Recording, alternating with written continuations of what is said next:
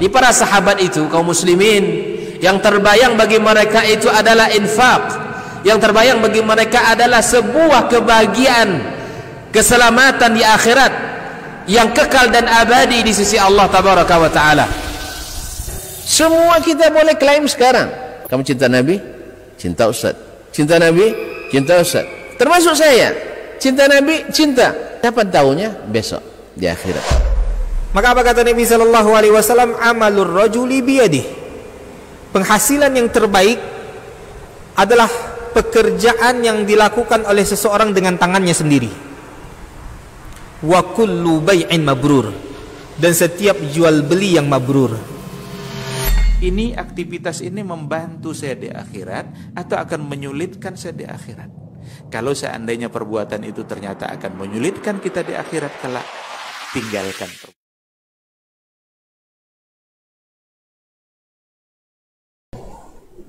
Olehnya dalam kitabnya atau diisbatkan oleh Nabi kita alaihi salatu wassalam dalam sunnahnya. Qala al-muallifun hafizahumullah wa rahimahum, al-kalam yaitu berbicara, wa huwa sifatun dzatiyah, dia adalah sifat zatiyah yang melekat pada zat Allah Subhanahu wa taala, bi'tibarin naw, kalau ditinjau dari sisi jenisnya. Ada sifat fi'liyah, ada sifat zatiyah. Wa sifatin fi'liyah bi'tibari afradil kalam, tapi melihat dari sisi kapan dia berbicara seperti yang dia kehendaki, maka dia masuk sifat fi'liyah. Ya Allah SWT zatnya berbicara, kemudian perbuatannya berbicara. Bahwa subhanahu wa ta'ala, maka Allah subhanahu wa ta'ala yatakallamu mata sya', kapan dia kehendaki, wa kaifa sya'a, bagaimana yang dia kehendaki, bikalamin masmu', dengan perkataan yang didengar.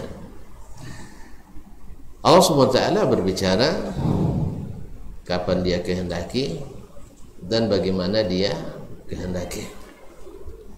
Nah, sifat ini kaum muslimin dan muslimat dirahmati Allah, kalau dia didengar mesti ada suara,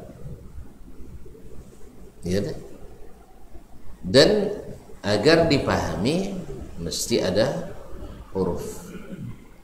Sebab tidak dinamakan kalam ya dalam istilah bahasa kecuali mengandung lafaz. Makanya definisi al-kalamu huwa lafzul murakkab al-mufid bil wada', yaitu lafaz. Lafaz itu mesti terdiri dari huruf dan suara. Dan inilah i'tiqad, keyakinan ahli sunnati wal jamaah, yaitu berdasarkan as-sunnah, berdasarkan as-sunnah nabawiyah. Kenapa disebut ahlus sunnah? Karena memang istimewanya ahlus sunnah itu berpegang teguh pada sunnah. Kalau selain mereka, sunnah kadang-kadang tidak dipakai. Misalnya kalau ahlul kalam, sunnah dalam bab akidah tidak dipakai. Apa sebab? Karena akidah itu yakin, sedangkan as-sunnah itu kebanyakannya zanni. Zanni itu dugaan kuat. Jadi dugaan tidak cukup untuk sesuatu yang yakin, karena kemungkinan margin errornya masih ada gitu ya. Jadi kemungkinan salahnya masih ada, sedangkan keyakinan tidak boleh salah. Oleh sebab itu disinilah Kenapa Ahlus Sunnah disebut Ahlus Sunnah? Karena mereka kembalinya kepada Sunnah. Sebab Al-Quran itu zuwujuh, masih mengandung multi tafsir, berbagai tafsir. Buktinya kan ditafsirkan orang dengan berbagai makna, dengan berbagai mana. Di mana kita tahu bahwa makna ini maksud Allah itu adalah itu dari Nabi alaihissalatu wassalam. Dan yang datang dari Nabi itu namanya as-sunnah. Makanya dulu ahlul aqidah as-sunniyah disebut ahlus sunnah. Sedangkan selain mereka tidak ahlu as-sunnah. Nah, cuman memang sejarah berproses, akhirnya gelar itu jadi rebutan karena sunnah itu indah gitu. Sunnah itu indah karena sunnah Nabi alaihissalatu wassalam. Tidak mungkin antum dikatakan tidak mengikuti Nabi, kan tidak mau kita. Masa orang Islam tidak mengikuti Nabi? Akhirnya yang tak memakai sunnah dalam akidah, itulah ahli sunnah yang asli. Itu ahli sunnah yang asli. Yang memakai as-sunnah dalam bab akidah, itu dianggap ahli sunnah KW. Nah, itulah. Ini kan promosi nih. Jadi promosi. Tapi promosi seperti ini bagi menurut saya itu iklan gratis. Ya, sebab orang kalau mau yang ngaji, kalau yang tidak ngaji ya tertipulah. Yang tidak ngaji tertipu. Bagi yang ngaji, dia akan nanya nanti, sunnah itu apa Ustaz? Perkataan Nabi, perbuatan Nabi, persetujuan Nabi. Taib. Dalam bab al-kalam ini, dia sifat Allah. Apa kata Nabi? Oh, tidak boleh pakai perkataan Nabi di sini. Sebab hadis Nabi bab ini ahad. Hadisnya tidak yakin, tapi zanni. Oh, katanya al-sunnah pakai sunnah, ini tidak pakai sunnah. Dah mulai terdeteksi ini bahwa sunnah. Oh, tidak pakai sunnah, cuman pahamnya. Di mana dapat paham seperti itu? Ulama kita yang nafsirkan. Terus Nabi bicaranya tidak bisa dipahami. Ya harus ulama yang memahami ayat. Jadi muter-muter gitu ya. Hanya pusing sendiri. Hanya pusing. Kalau sunnah itu lurus, jelas, tegas. Ini kata Nabi, ya ikuti. Karena memang Nabi itu bicara bahasa Arab yang dipahami. Bukan bahasa Arab yang muter. Iya, muter-muter. Bahasa Arabnya jelas, tegas. Makanya agama itu jadi mudah kalau kita ikut sunnah Nabi alaihissalatu wassalam. Contohnya di hari Maulid ini, kalau ikut sunnah Nabi kan tidak repot-repot kan? Iya. Coba kita lihat di masa Nabi datang 12 Rabiul Awal, ada sibuk-sibuk? Ada sibuk-sibuk? Enggak ada sibuk-sibuk. Tidak ada yang sibuk bikin makanan, tidak ada yang sibuk nak keliling kampung, tidak ada yang sibuk untuk acara ini dan itu, sehingga anggaran tidak ada yang banyak habis. Tapi di zaman kita repot kan? Kadang berkelahi pula gara-gara itu. Berkelahi gara-gara itu. Akhirnya bikin bikin repot beragama kalau meninggalkan sunnah Nabi alaihissalatu wassalam. Cuma kadang kita memang suka repot kadang ya, suka repot. Itu masalahnya. Kalau suka repot apa boleh buat? Kaum muslimin dan muslimat. Padahal kalau dihitung-hitung cintanya sahabat kepada Nabi dengan cinta kita ke Nabi gimana? Hah? Tidak dokek-dokek. Ya, kita lebih cinta, Syekh. Buktinya kita bersiap-siap menyambut hari kelahirannya. Sahabat tidak. Sahabat kan tidak pernah siap. Berarti mereka tidak sayang sama Nabi SAW. Kita lebih sayang kepada Nabi alaihissalatu wassalam. Ya Ustaz ya? Hah? Atau dah siap-siap belum? Tak siap-siap? Subhanallah, berarti tidak sayang sama Nabi. Taib, kaum muslimin. Jadi bisa bikalamin masmu.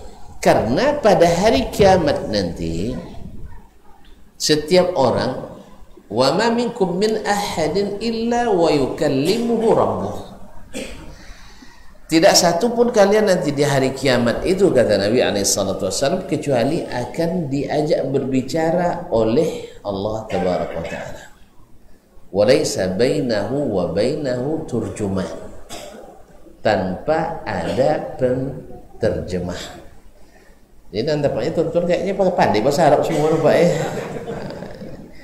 Rugilah kami yang lama-lama belajar bahasa Arab. Tuan-tuan tak belajar tiba-tiba pandai bahasa Arab.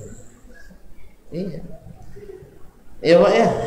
Pandai bahasa Arab, Masya Allah. Jangan risau. Pokoknya pandai bercakap waktu itu.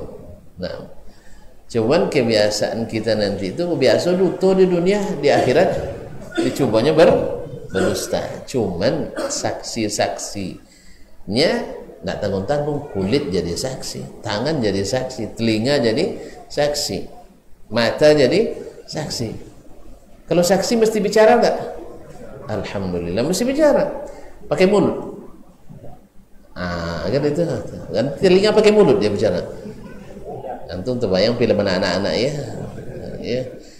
Animasi ada jeruk bercakap pakai mulut, mobil bercakap pakai apa yang mobil bercakap apa namanya itu? Hah? Mobil bercakap dah mana? Apa? Sabilah, jangan malu-maluannya. Tayo. Sen tak tangkut. Jadi orang yang mengatakan berbicara mesti pakai mulut, mesti pakai anggota, mesti pakai lisan, mesti pakai gigi, itu sering nonton tayo orang kan, nonton tayo. Karena Allah sudah tunjukkan di dunia ini ada yang berbicara tanpa mulut. Apa contohnya? Batu sering mengucapkan salam ke Nabi di Makkah. Tuh dia tengok, ini munculnya nah. Tidak ada pakai mulut. Jadi siapa yang mengatakan, yang mengingkari Allah berbicara, kalau berbicara mesti pakai rongga, mesti pakai mulut, ya antum di situ aja tidak ada keliru. Batu tidak boleh pakai. Ya Ustaz, batu ada muncung? Tidak. Taib. Yang lima muncung tak cakap berhala kan? Tak ada cakap batu-batu. Kemudian ada sebatang korma. Di masa Nabi dulu belum ada mimbar untuk khutbah, Nabi bersandar tangan-tangannya di situ. Ya, berkuasa kita bertelekan ke situ ya, sambil berdiri letakkan tangannya di batang korma itu. Setelah dibuatkan mimbar, Nabi tentu saja tidak di situ lagi, menangis dia. Kalau menangis bersuara ya, ada mulutnya. Hah? Kalau sampai tiang menangis ya. Nah, jadi oleh itu kaum muslimin, Allah sudah buktikan di makhluknya saja ada yang berbicara tanpa mulut. Kenapa antum paksa Allah berbicara pakai mulut? Sehingga antum menolak ayat dan hadis Nabi SAW. Paham tuh? Jadi ada yang menolak ya, aliran-aliran sempalan dalam Islam menolak Allah bercakap dengan alasan kalau bercakap mesti punya mulut, mesti punya alat untuk bercakap. Jelas? Ini batil juga demi hukum. Batal demi hukum. Karena hukum makhluk saja ada yang bercakap tanpa mulut. Apalagi hukum Allah Tabaraka wa Ta'ala. Jelas? Jadi ketika orang menolak Allah berbicara dengan alasan mesti pakai mulut, mesti pakai lidah, mesti pakai rongga, mesti pakai bulu-bulu, itu batil. Kaidah itu tidak benar. Antum saja yang mengira-ngira, akhirnya salah kira. Nah, sebab sudah Allah berikan bukti-bukti. Cuman kalau yang tidak mau hilang patut deh ketujuh. Hilang patut deh ketujuh lah, langsung meyakini contoh itu buaya apa pun coro lah banjak-anjaknya, usah agama dia banjak-anjaknya. Subhanallah kamu semua. Kalau salah letak tiangnya memang harus harus dirubah. Kalau tidak tergenden dia nanti. Tahu tergenden? Miring dia. Ada sebuah menara di Jakarta itu berapa lantai ya? 45 lantai ya. Sejak dibangun tak bisa dipakai sampai hari ini. Pernah pakai sebentar, miring tak berapa derajat cuma miringnya. Gara-gara salah pasang tiap pancang juga miring. Jadi sehingga tidak bisa dipakai. Akidah juga seperti kalau salah panjang, airnya miring, airnya mereng. Iya, kalau air awalnya miring, akhir itu mereng. Beza mereng dan miring. Kaum muslimin dan muslimat dirahmati Allah SWT. Oleh sebab itu, di sini para penulis menjelaskan bahwa Allah berbicara dengan perkataan yang didengar. Ya, aku pembuktian isu di hari kiamat itu tuh dah ya san buktiin kini lah. Tak kecuali berita yang sahih. Karena jalan kita mengenal Allah hanya melalui berita. Tidak bisa pakai analogi. Kalau analogi pasti sesat. Karena kiasnya ke makhluk. Pasti antum berkiaskannya ke makhluk. Dasman bercakap karena ada mulut. Tangan Dasman tidak bercakap karena tidak ada mulut. Ini sekarang. Besok bercakap tidak tangan saya? Ada mulut? Ada mulutnya? Iswa. Ada mulut tangan tu. Puan itu muncul badan leseh leh adik. Muncul kalau pakai mulut, ya berdutur je tu. Nya nak berdutur kan tak tangan dah. Muncul. Ya. Nah. Anjing tak tahu khusuk empat lah. Ha? Anu masuk kaji empat lah. Saya ulang kembali. Jadi dengan kita hanya mengenal Allah dengan apa? Berita. Sebab melihat tak mungkin, tidak bisa dibuktikan secara fisik. Menanalogikannya tidak boleh, karena menjadi musabbih kita. Makanya orang-orang yang menolak sifat Allah dengan alasan kalau begini mesti begitu, itu namanya ta'lil. Ujung-ujungnya menta'til. Sudah diserupakan, habis itu ditanggalkan. Berarti Allah tidak punya sifat berkata-kata. Dengan alasan takut kalau berkata Allah bermuncul. Nah, Allah punya lisan. Kalau punya lisan, punya mulut sama dengan makhluk. Antum dari mana dapat kaidah itu? Berapa banyak makhluk yang berbicara dengan izin Allah tanpa mulut? HP ke? Bercakap kan? HP bercakap? Iya kan? Tak bercakap sih? Cuma buka map dah Google dah sih. 100 kilo lagi belok kiri, 100 kilo 100 meter lagi belok kiri. Siapa citur? Duduk etek dalam ngaji. Nama citur kini siapa? HP. Kenapa yang bercitur? Nak nampak aja. Yang bercerita tu HP, ada mulutnya? Tidak ada. Gitu aja kok repot sih. Jadi kaum muslimin muslimat. Jadi tidak mesti yang berbicara punya mulut. Dah selesai. Jadi kaedah lama itu, kaedah mutakallimin lama, ya kalau dia bercakap mesti ada alat. Kita katakan dulu aja sebenarnya sudah disebutkan oleh ulama. Ya, dulu saja sudah disebutkan ulama. Masa zaman secanggih ini antum masih? Coba televisi antum ada mulutnya? Ada mulutnya? Enggak. Jelas ya? Tidak ada mulutnya, bercakap dia. Tape recorder kita bercakap, ada mulut? Tidak ada. Jadi Allah Maha Kuasa berbicara walaupun tidak mesti punya mulut. Kecuali ada berita dari Allah sendiri, dia punya mulut. Sepertinya nggak ada ya? Hah? Kan nggak ada. Nggak bisa pakai bayang-bayangkan. Kira-kira nanti salah bayang nanti gilo. Iya nanti jadi wali kalian. Karena membayang-bayangkan yang tak boleh dibayang-bayangkan. Antum sinewan hilang akal. Kalau hilang kan sabui majzub bahasa Arab. Nyema bahasa Arab ditarik, diambil.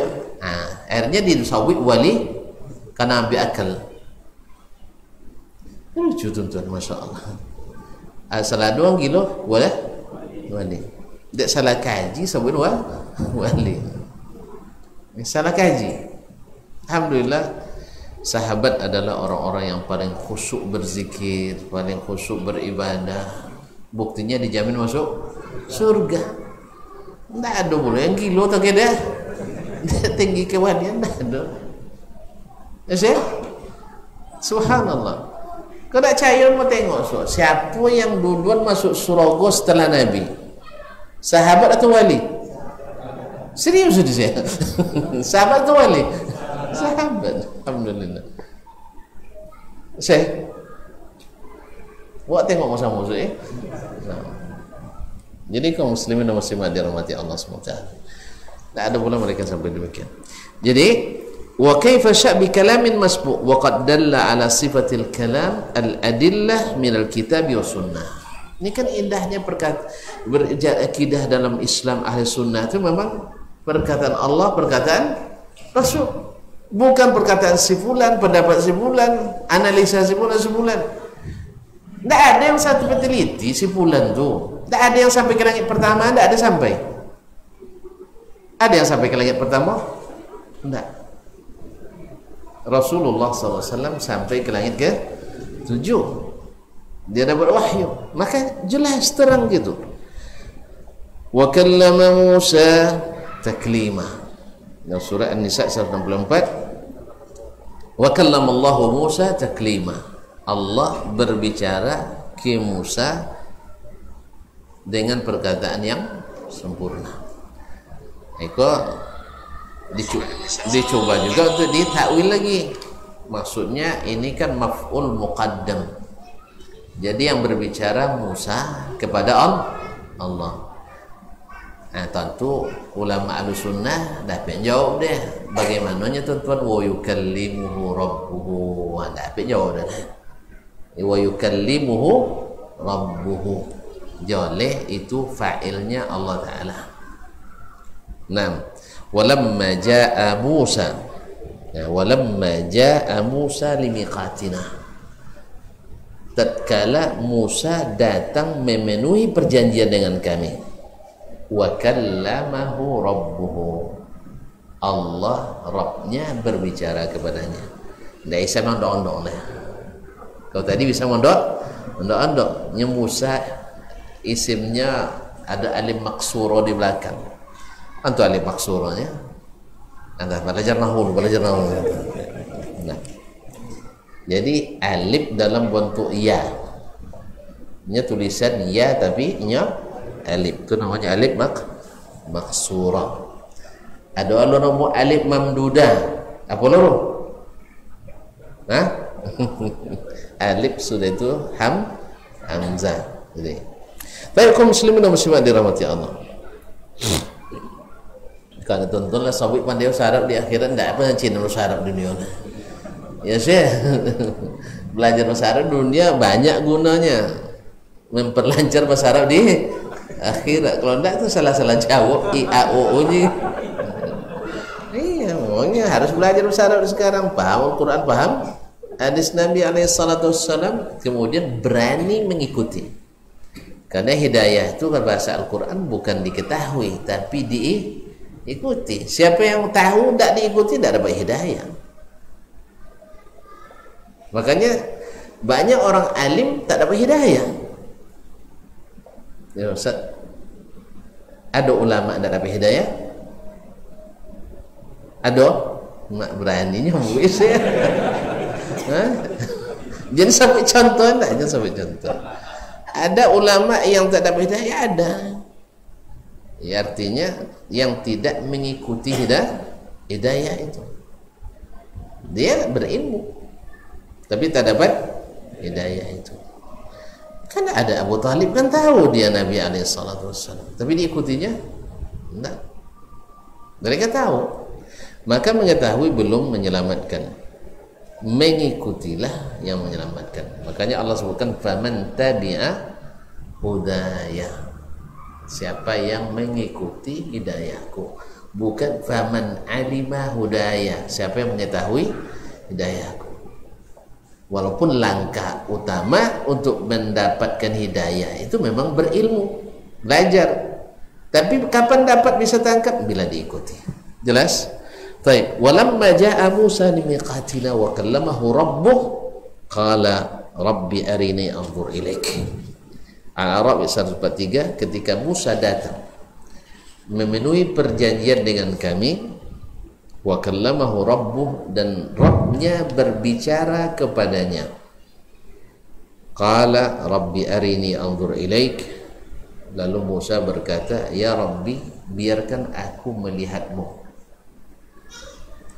biarkan aku melihatmu. Dangau sudah nengok alun, kan penasarannya nangau lay, tapi nengok enggak. Nah, bagi yang mengingkari ini, kaum muslimin dan muslimat dirahmati Allah, Allah berbicara ke Musa, dia katakan Allah tidak didengar oleh Musa, tapi Allah wahyukan ke dalam hatinya. Kalau gitu apa istimewa Musa dari yang lain? Kan salah satu kelebihan Nabi Musa, Allah berbicara langsung kepadanya. Kalau hanya sekedar disemasukkan wahyu kan Nabi Muhammad gitu juga, Nabi Isa gitu juga, ya kan? Ada istimewa Nabi Musa alaihissalam.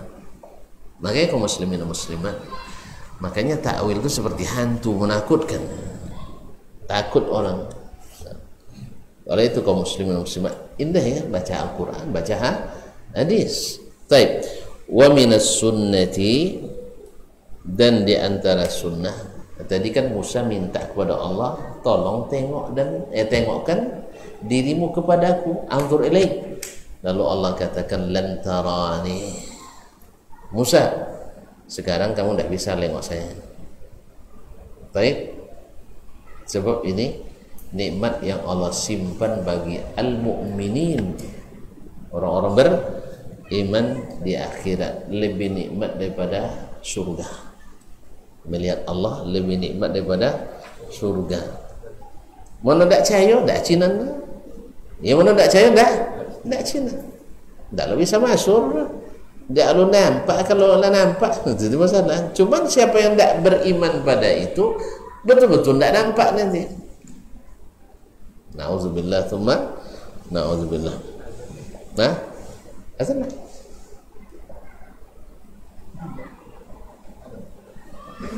hah?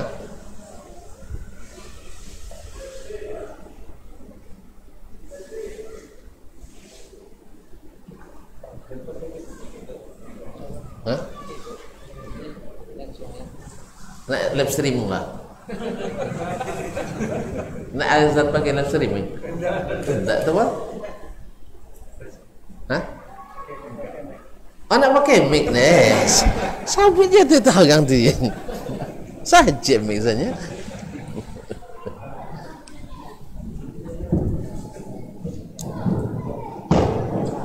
Allahu Akbar, Allahu Akbar. Allahu Akbar. Allahu Akbar, Allahu Akbar. Allahu Akbar.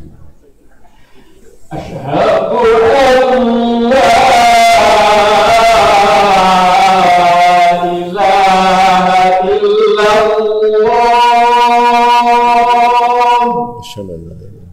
Asyhadu anna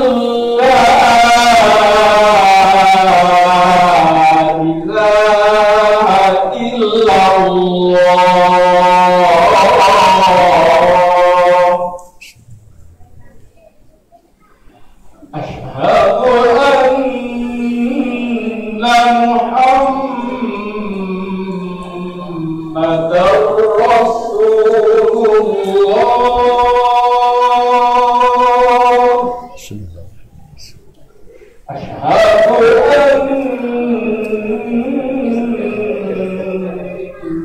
Asyhadu anna Muhammadar Rasulullah.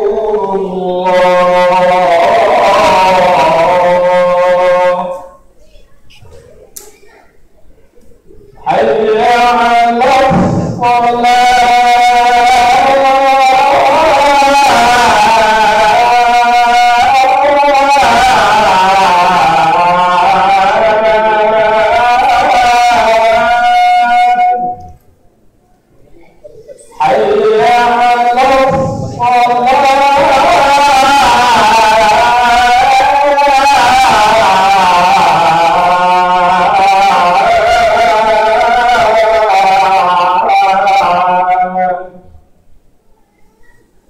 حي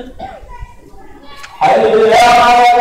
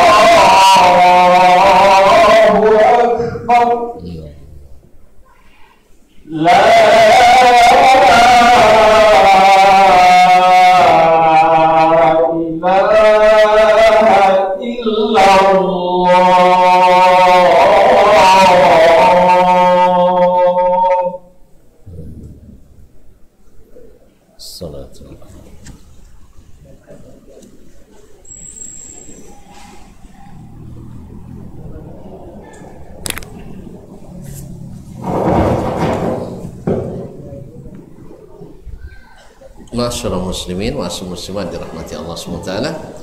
Kemudian wa minas sunnah, di antara dari sunnah Nabi alaihi salatu wassalam, hadis Abi Hurairah radhiyallahu anhu yang diriwayatkan oleh Imam Bukhari dan Muslim fi a'la darajat as-sihhah.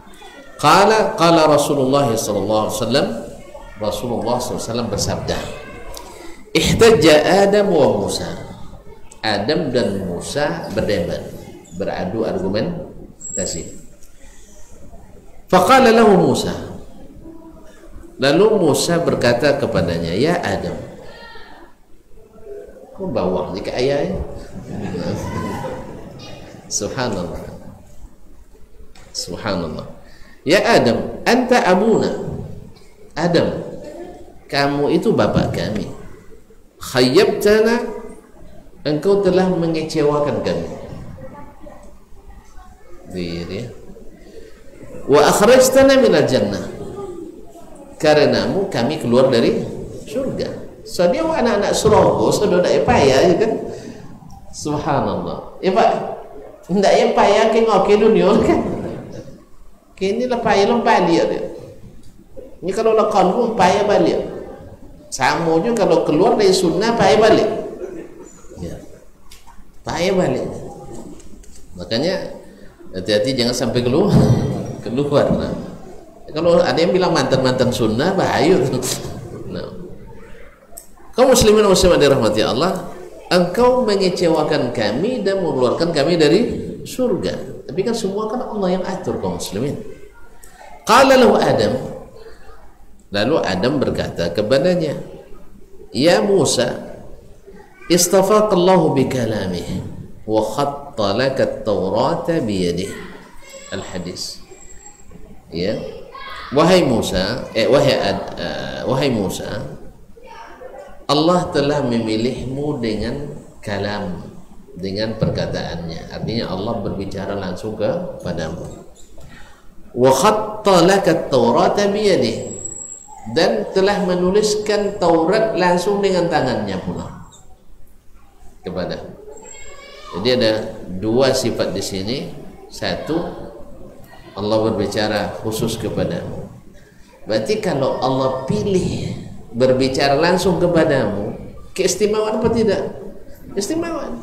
Kalau seandainya berkata sama dengan yang lain, perkataan kalamun nafsi seperti kata al-Asy'ariyah wal Maturidiyah, kalamun nafsi, perkataan dalam hati. Gimana cara memahami perkataan dalam hati? Atau perkataan yang Allah ciptakan. Kaum muslimin dan muslimat dirahmati Allah, ini belok-belok tak kemana-mana. Jadi lurus-lurus saja, belok-belok bikin pusing. Makanya banyak yang salah kaji karena muter-muter. Ini jelas Allah telah pilih kamu, dia berbicara langsung kepadamu. Soal bagaimananya kita nggak tahu. Yang jelas Musa mendengar langsung.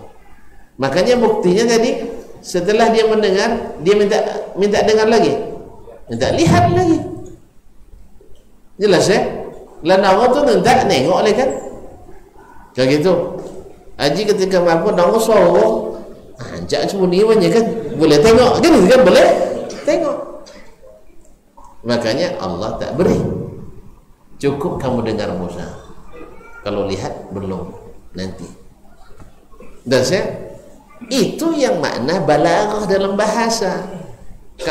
Kalau belum dia mendengar, tentu dia minta perdengarkan kan. Tapi karena sudah diperdengarkan, maka dia minta melihat. Ini bahasa Al-Quran itu mau membalik tinggi balaghahnya kaum muslimin dan muslimat. Insyaallah. Ya gitu. Anda tentu kok toko kitab gitu. Kaum muslimin dan muslimat dirahmati Allah. Wa khattalaka at-Taurata bi yadihi. Dan Allah menuliskan Al-Quran At-Taurat dengan tangannya sendiri. Berarti Allah benar punya tangan. Tapi mau dikemanakan hadis ini? Dan banyak lagi hadis yang bersamaan maknanya dengan ini. Dan fi ala darajatis sihah.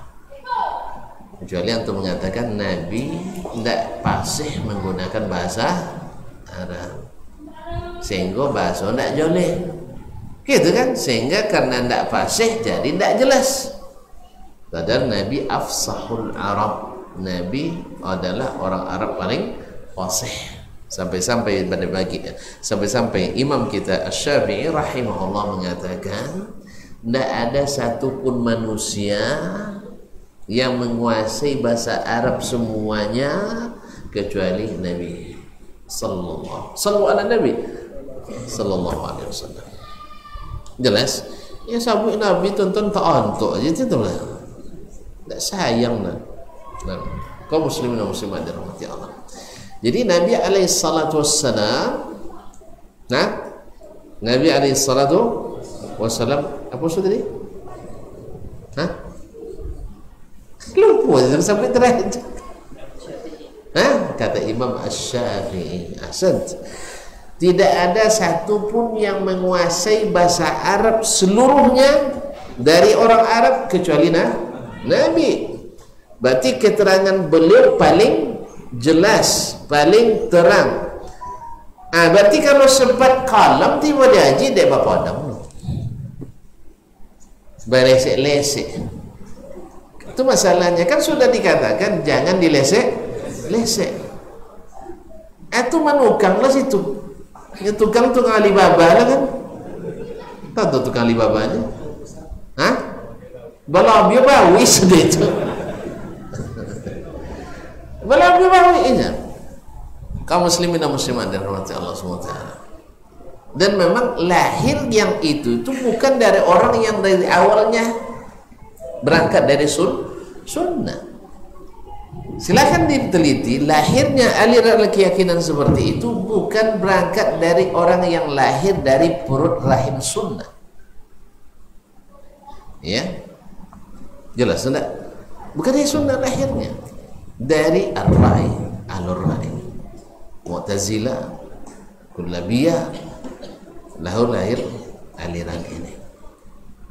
Sedangkan yang meyakini seperti ini langsung Asy-Syafi'i, Ibnu Uyainah, Sufyan Ats-Tsauri, Al-Auza'i, Abdurrahman bin Mahdi, Waqi' bin Jarrah, Sa'id bin Musayyib, Urwah bin Zubair. Ya, semuanya yang lahir dari sunnah tidak pernah mengingkari yang seperti ini. Karena mereka tahu tidak ada keterangan yang lebih jelas daripada keterangan Allah dan Rasul sallallahu alaihi wasallam. Dan tidak pernah pula mereka mensyaratkan baru percaya bila dibuktikan secara fisik. Nah, ini kan beda kan? Bedanya umat Islam kaum mukminin yang diwajibkan dulu kepada kita beriman. Jelas al-sunnah kita mesti beriman pada Allah dan Rasul secara lupa kaji kemarin secara kan ada 3 kemarin, beriman kepada Allah dan Rasul secara totalitas mutlak. Yang kedua, kalau betul-betul situ dia kaji kan Itu dibuat Quran. Hah? Nah ini yang pertama ada saudara. Yang kedua,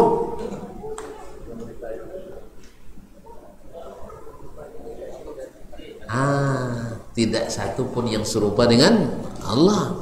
Ketiga,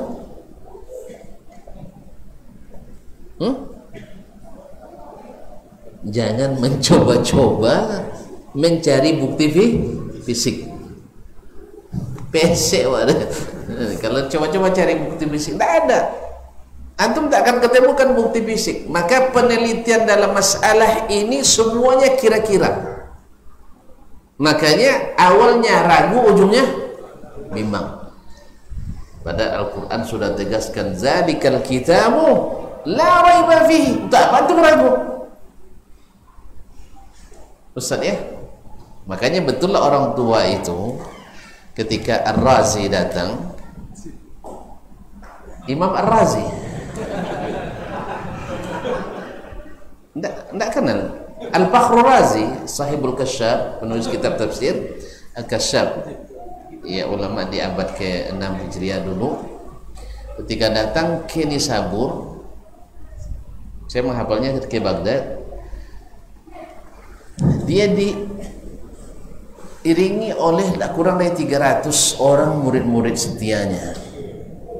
Kemudian disambut, dielu-elukan. Orang Melayu dialu-alukan. Dia dianggap orang hebat. Lah ada nenek-nenek nanya, siapa nih yang rame-rame nyambut katanya. Diiringi orang ramai, katanya, nenek nggak tahu.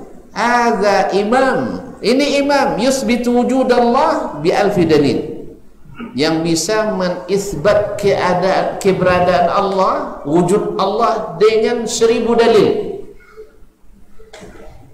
Nenek ini sabut 1000 dalil kan? Ternyata nenek ini sabur, bukan nenek penambahan.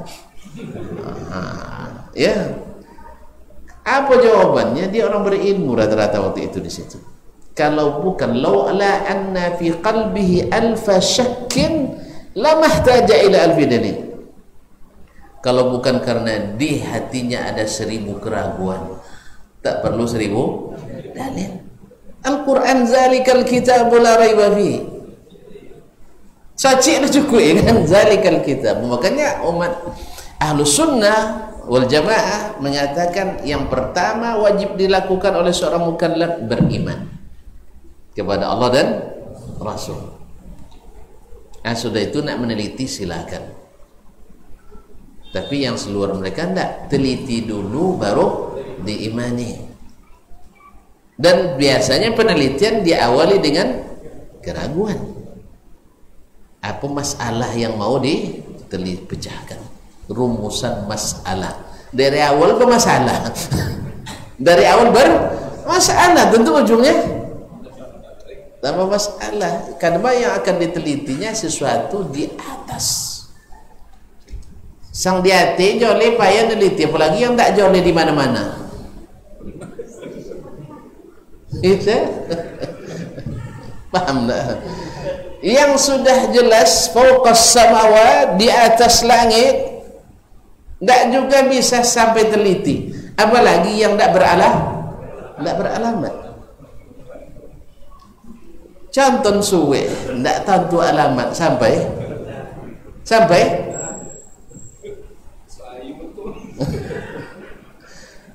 kan tak sampai itu saya. Nah. Oleh sebab itu, gimana nak teliti nanti? Tak akan teliti. Makanya Imam Ar-Razi sendiri rahimahullah, di akhir hayatnya menyesali mendalami agama akidah dengan filsafatnya.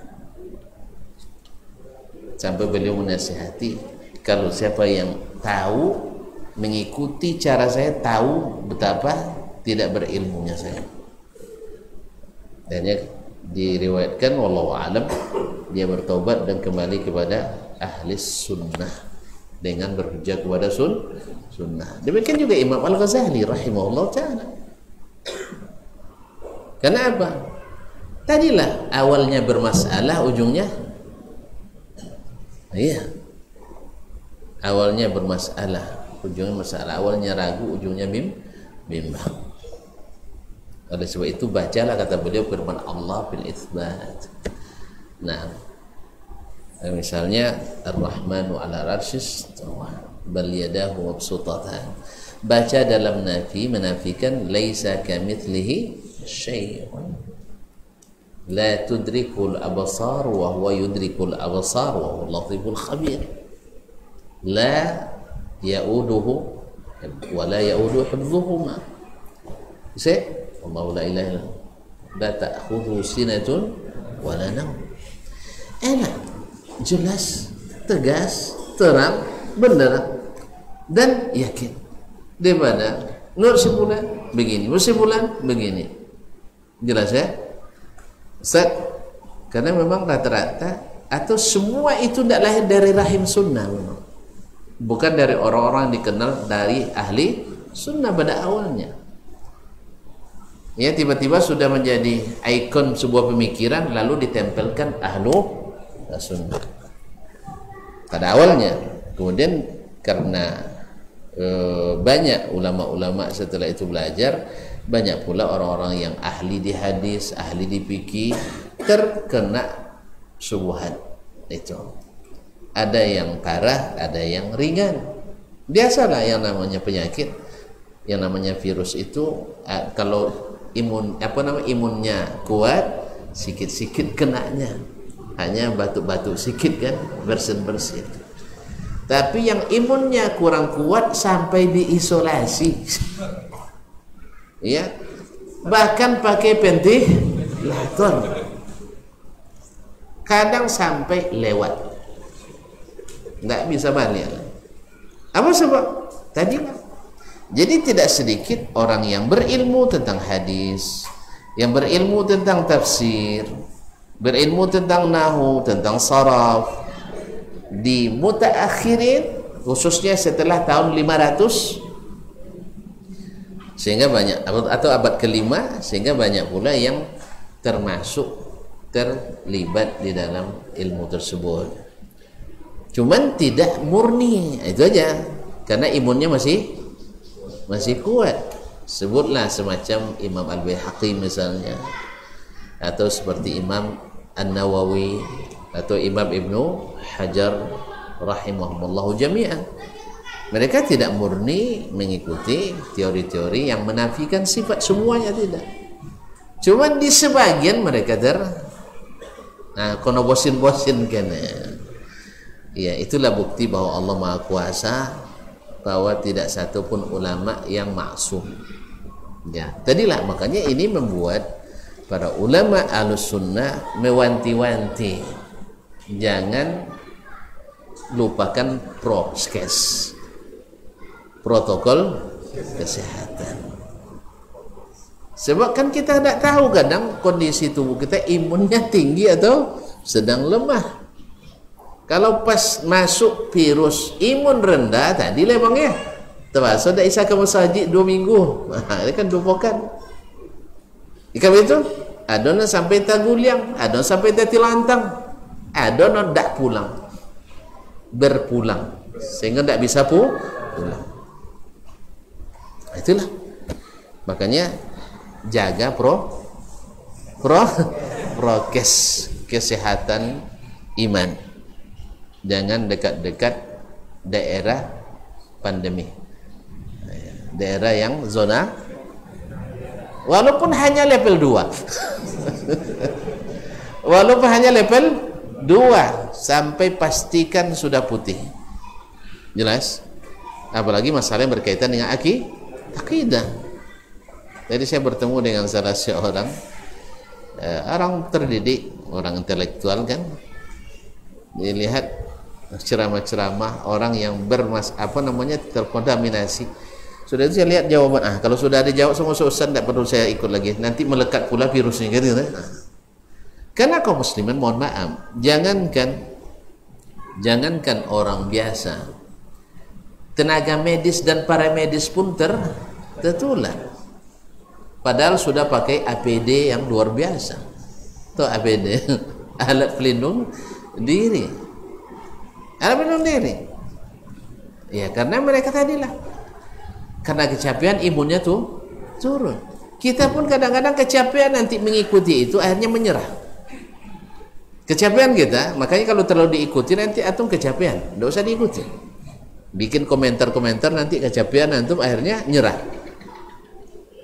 Paham? Tidak usah jangan diperturutkan yang seperti ini. Jelas? Yang penting ambil prokes, protokol kesehatan. Daerah berpandemi jangan sembarangan keluar. Sembarangan keluar. Tapi kalau sudah turun dari level 2 ke level 1, tidak ada level lagi virusnya, nah, seperti kita masuk zona aman.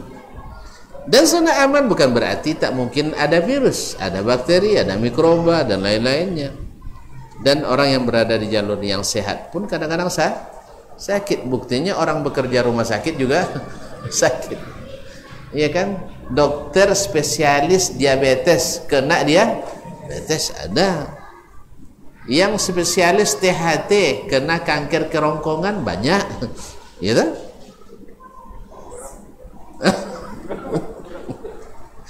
Iya. Nah, Allah musta'an. Jadi oleh sebab itu pada asalnya yang menolak-nolak Al-Quran dan hadis ini bukan lahir dari rahim ahli sunnah yang murni, ya, bukan yang murni, artinya terkontaminasi. Ya awalnya memang memberanikan diri, coba-coba, akhirnya tak terbendung. Nah, wallahu ta'ala alam, mudah-mudahan bermanfaat. Sampai sini aja lah dulu ya. Ya kalau banyak-banyak tentu pelupa nampaknya. Lupa, cukup begitu. Jadi perkataan Allah SWT adalah perkataan yang didengar. Soal bagaimana dia berbicara, Allah tak perlihatkan ke Musa alaihissalam, tapi Musa mendengar sehingga dia minta lihat. Ini bahasa balaghah Al-Quran. Kalau sempat dia belum dengar tuh dia minta dengar dulu. Nah, dia dengar, saya ada dengar Allah. Nah, sekarang hari ini anzur ilaik. Tolong perlihatkan biar saya bisa melihatmu. Apa sebab Musa minta? Tahu tak tuan-tuan sebabnya? Sebab Bani Israel kan ngancam Musa, lan nu'mina laka hatta narallah jahra. Sampai kami nengok Allah secara terangan. Allah tak beri. Sebab kalau sudah ditengokkan kafir juga kalian dilumat. Ya. Bisa? Tak boleh. Bahkan ketika Nabi Isa diminta oleh Hawariyin untuk mendatangkan hidangan dari surga, baru hidangan surga lalu didatangkan, nah hati-hati kalau siapa yang kafir setelah ini saya azab, kata Allah, azab yang tak pernah azab orang lain seperti dia. Sudah ada bukti. Bagaimana kalau melihat Allah pula? Ya jelas. Makanya Allah tidak berikan itu, karena dia masih sayang sama kita.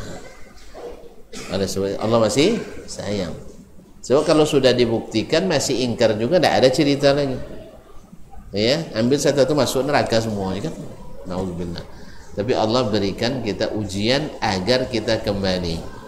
Diberikannya keterangan-keterangan dalam kitab dan sunnah Nabi alaihi salatu wassalam. Oleh sebab itulah ciri khasnya Ahlus Sunnah itu selalu kembali ke sunnah Nabi sallallahu alaihi wasallam. Jelas?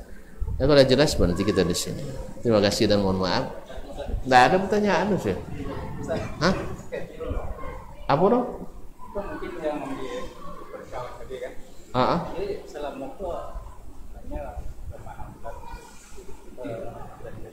wa kuntum ya Musa lan narallah jahra. Jadi kalau begitu lebih dulu umat Nabi Musa itu meminta. Iya. Iya. Iya, wallahu a'lam. Tidak ada nampaknya keterangannya. Tafsir mungkin ya. Iya. Tidak ada. Hanya ketika kamu berkata wahai Musa, gitu kan. Tapi umatnya nih kan, sekali-kali tidak akan beriman kami kepadamu sehingga kami melihat roh nyatanya. Iya. Kan itu. Jadi kalau begitu lebih dulu umatnya kok menanyakan. Dia menanyakan minta. Makanya Musa alaihissalam inginnya minta itu. Ingin dia minta itu. Ditanyakan oleh kaumnya. Karena syarat beriman. Karena mereka mesti bukti fisik kan, mesti bukti fisik. Itu masalah kalau mesti bukti fisik tidak nawur, akhirnya tidak beriman. Dan sayangnya nanti kalau itu yang diwajibkan seperti yang disebutkan oleh tidak sedikit dari ahli ilmu kalam ini, kalau dia teliti terus tidak sampai pada hasil, ya bonti di jalan atau gilo di jalan, maka dihukum sebagai ahlul fatrah. Ahlul fatrah seolah-olah Rasul Allah sampai. Bapulo coro seolah-olah Rasul belum sampai. Kan ini mensyaratkan sesuatu yang tidak pernah disyaratkan Allah dan Rasul sallallahu alaihi wasallam. Berapa banyak orang yang masuk Islam, Nabi tak menyarankan mereka teliti dulu. Ya, tolong amati dulu, tadabbur dulu. Setelah itu nanti dah nyaman rasanya baru masuk. Dah ada. Setiap orang yang hanya dibacakan Al-Quran tertarik dia beriman, asyhadu an la ilaha illallah. Bahkan Nabi tidak juru juga untuk pergi teliti ya. Kalau nyaman nanti teruskan, kalau tidak hanya Nabi berikan suruh belajar, tambah ilmu dan seterusnya. Kalau untuk pembuktian tentang wujud Allah tu sudah ada tu, langit dan bumi ini ada cukup lah tu. Ya sih? Matahari terbit di timur, tenggelam di barat tiap hari, dah cukup dah itu. Jangan ditambah 1000 keraguan pula. 1000 keraguan. Penyebab bilanya itu yang terangkat hukum bagi orang yang sampai sembuh. Jadi kalau begitu, itu nak gila saya? bukan selama gila, tapi penyebab bilanya gitu. Tak paham Nana. Yang pusat tak orang ngaji tauhid tadi nak ngaji gitu. Itu intermezzo aja urusnya sih. Itu lo pokok condong. Ya karena memang kenyataannya memang banyak orang yang salah kaji. Karena apa? Karena tidak mengaji dengan yang harus dikaji. Mengaji sesuatu yang Nabi kan larang kita untuk mengkaji terlalu dalam masalah itu, ya kan?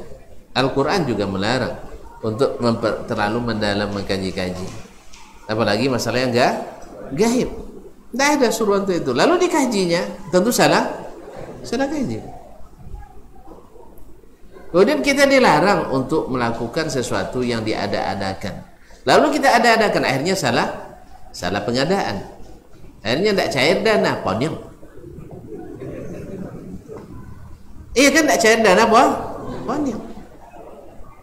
Jadi mengada-ngada itu tanpa ada dasar bikin pusing, nanti bikin apa. Makanya ada dulu salah seorang dokter menceritakan ke saya, ada seorang wanita hafizah Al-Quran.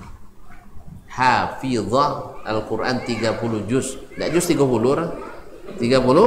juz dijawab. Tapi kemasukan jin. Kan aneh tuh. Biasa Al-Quran dipakai meruqyah menyuwo jin kalu. Kok jin masuk ke uang hafizah? Ketika diruqyah oleh ustaz, ya kan, jin kalau ke hafizah masuk kan tatal lu, nak kena cinta rupanya kan.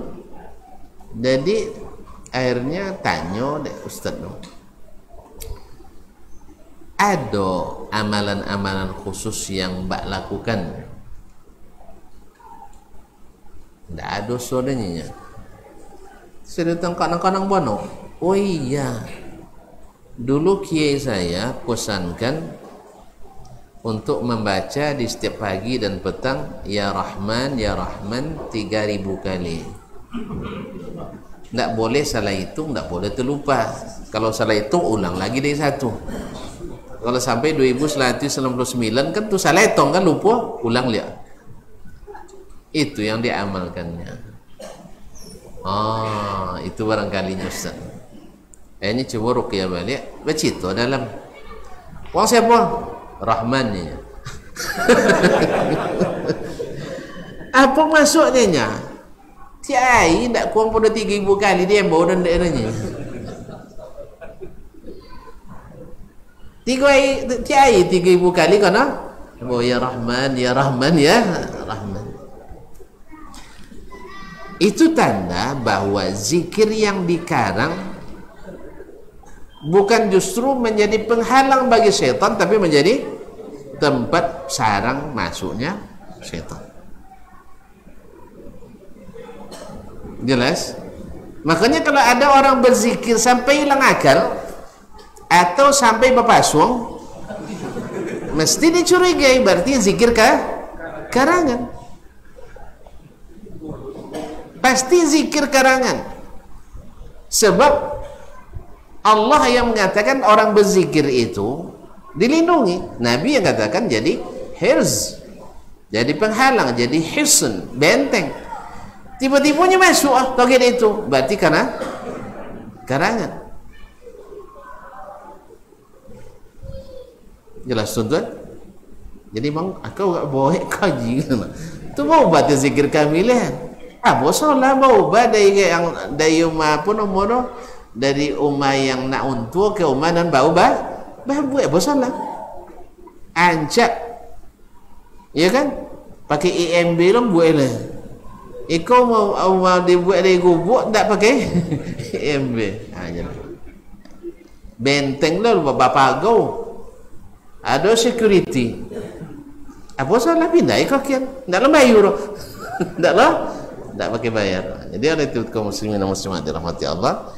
Makanya bila zikir menyebabkan orang hilang akal atau menyebabkan kesetanan atau menyebabkan apa lagi? Gila, kesurupan, pastikan itu adalah zikir karangan. Baik yang dikarang lafaznya atau dikarang jumlahnya atau dikarang penempatannya dan seterusnya. Ini mungkin aja nanti antum kalau nak belajar ya kami ilmu qabal baca selawat 1001 seboleh saya. Misalnya kan. Ya mantap perguruan situ. Suwok selawat deh. Selawatnya, tapi selawat yang diselewengkan. Karena selawat itu bukan untuk jadi ilmu kabal. Kalau kabal lah sahabat dia sih. Tidak akan banyak nama mati syahid tu, nah. Kalau sempat Nabi mengajarkan ilmu kabal, dah cukup 3 orangnya maju. Atau hanya dengan punya kan? Sekali ambu ini Abu Jahal dan kawan-kawan. Jadi pasti ada karangan. Oleh sebab itu makanya kadang-kadang untuk melipur itu dibuatlah dongeng yang aneh-aneh. Oh dia sengaja hilang akalnya karena saking hasyik masuk berzikir pada Allah. Tuan-tuan jangan lupa Nabi lebih asyik masuk dengan Allah Taala.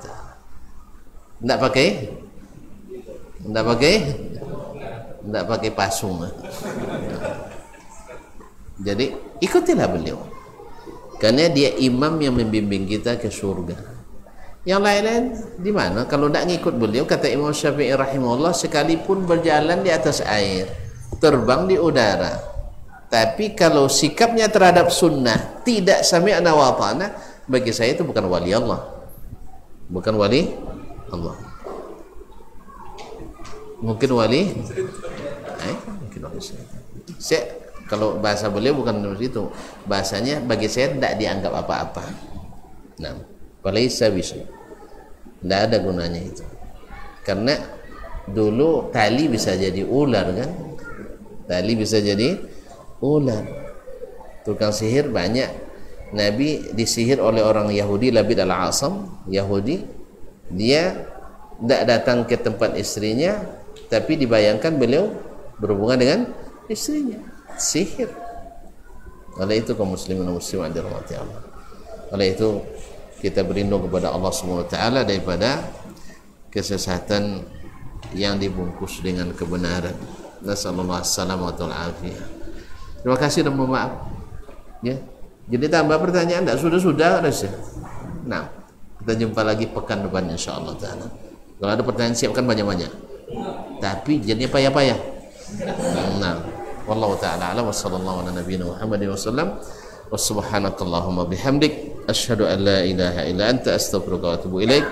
Wassalamualaikum warahmatullahi wabarakatuh.